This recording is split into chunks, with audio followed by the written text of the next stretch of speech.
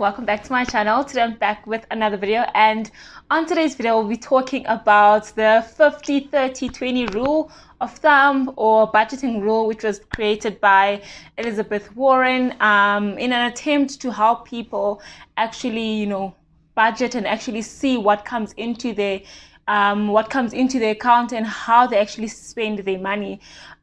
This is not a set in stone idea or thing that you can't change and it's fixed or anything like that. It's just supposed to be a guideline that's supposed to help you be more involved and be more aware of your finances in terms of what comes into your account and how you portion that money. So basically how you spend it on your wants and your needs, your investing, your saving, and all of that. So yeah, in this video we'll be talking about that. So without further ado, let's get to the video. So with this 50-30-20 rule of thumb or budgeting rule, what happens is you then take your after-tax income or the money that you get into your bank account or your net income, and you divide it into these sections. So you divide it to 50, 30, and 20. And so according to Elizabeth Warren, the 50% is supposed to be, but of course, like I said, I've mentioned before that this is not set in stone, unchangeable. This is obviously, you must tailor it to your own needs and to your own finances. So so what you're gonna do, what you can do is you take the 50%, then you make it your needs, and the 30% you make it your wants, and 20% then becomes your savings and your investing. So including your savings and investing.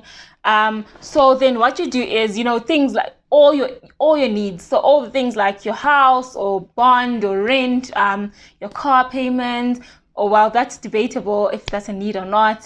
But like a roof over your head, your food, some clothing items, but then if it becomes too much, obviously then that becomes wants. But just basic things that you need on a monthly basis, medical aid, the things that you need for daily, living, for you to carry on living. So all your wants you allocate to that 50%, and then the next 30% is then obviously going to be all the things that you just want. They're not absolute necessities, but these are things that you just need to enjoy life a little bit. Just things like your cell phone contract, your Netflix, your going out for entertainment, dinners with friends and family, all that type of stuff. And then the 20% is obviously then your savings. 20% of your salary should definitely be your savings, and obviously that includes investing, because obviously there's no way you're gonna build wealth and have money just by only saving. So Robert Kiyosaki, I've mentioned it in my other video, actually calls savers losers, because obviously when you save, you are essentially just keeping your money there. You're just putting the money safety. Saving is all about safety. It's not about growing your money. Whereas on the other hand, investing is all about growing your money, making your money work passively for you, to generate more wealth for you. So with saving, I've seen people bash and criticize this rule, and yeah, I mean, everyone's got their own opinions, and that's okay. But this is how I believe, this is how I understand it. When Elizabeth Warren said 20% is for savings, she didn't just only mean mere saving. Just obviously you save, you pay your debts and all that type of stuff. But also if you don't have debt, and you obviously have to save for things like saving for your short-term goals, to get whatever you want. For example, if you're saving down for a down payment to get a house loan, for example, you're saving a certain percentage to get a house loan. You obviously have an emergency savings account, which I've talked about in my other video. So yeah, saving is all about safety, and just having that money there sit and wait for you for later use, for whenever you're gonna need it or want to use it. Savings are all about safety and just keeping your money there safe, and just not touching it and whatever. It's not about generating wealth. And also with saving, it's not really gonna bring you much returns, because there's also things like inflation, where the money that you save today is not really going to be able to buy you the things that you're able to buy with it today, because there's inflation rates, things get expensive over the years, and I mean every year there's inflation. So what a 10 rand or 100 rand can buy you today and what it can buy you tomorrow or in a year's time or 2 years time is obviously the money's not going to buy you all the stuff that you could buy 10 years ago, 5 years ago. So with that said, if you save your money for 10 years, 50 years, you're basically just running at a loss, because you're not going to be able to afford all the things that you can today with that money. So obviously, if you want to be wealthy and grow your money, obviously saving is the better option, because with saving you have the powerful tool of compound interest,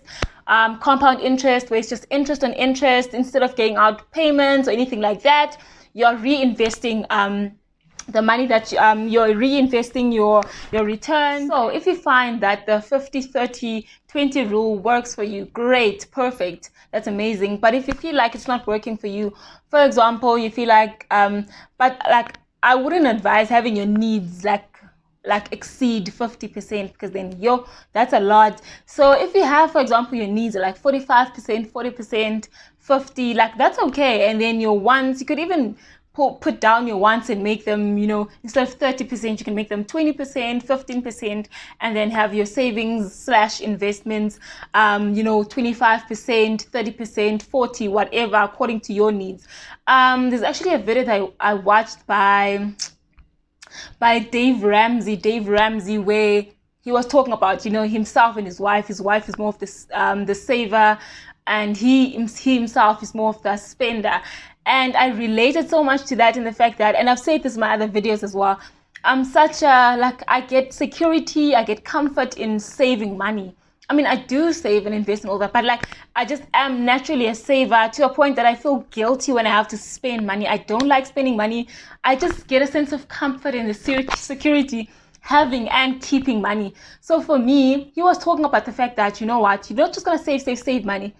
Get to spend it as well, not recklessly, but also enjoy the fruits of your labor. Enjoy your money. You worked hard for it. Just don't go out there reckless to spend. But at the same time, enjoy life. He talks about, wealthy people, rich people know when to enjoy their money, because obviously you're not just going to work and, not get nothing for yourself. And then, okay, what? You leave all that money, you pass away, then what was the purpose of you getting and acquiring all this money if you're not going to enjoy it? So yeah, just throwing that in there. And then before I close the video off, there is also an Mapalo Maku's book, You're Not Broke, You're Pretty Rich, where she also talks about this 50-30-20 rule of thumb. She says there's actually something powerful about, and I really agree to it, there's something powerful about measuring or counting your income in terms of percentages instead of rands, or oh my god, I'm paying 5,000 for a car, or for 4,000, and you're getting, for example, 15,000 or 20,000. Just it sounds like it's nothing. Oh, 4,000, 5,000, 6,000, it's nothing.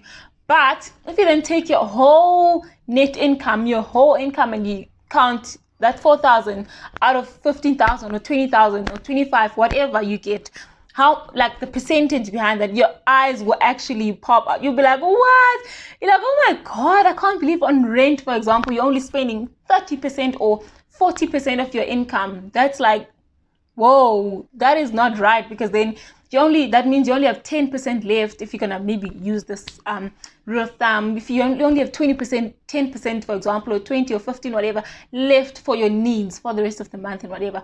So yeah, I would actually say definitely go and calculate according to percentage how much you're spending on each category, whether it's your needs, whether it's your wants, or whether it's investments, your saving. Just calculate it and see, according to your net income, what you get in your bank, how much are you spending on your wants, how much are you spending on your needs and all of that, and you actually be surprised by what you see. And you don't want to be out here spending 40% of your income on just wants. That is not right. You shouldn't be doing that. So yeah, anyway guys, without further ado, without making this video too long, Yeah, just let me know in the comment section if you've heard about this rule of thumb and what other budgeting methods you've heard of and you want me to talk about or cover in this channel. Please give it a big thumbs up. That helps my video get pushed up in the algorithm. And yeah, please also share this video with other people and definitely subscribe to my channel. Thank you so much for watching. I'll see you guys on the next video. Bye.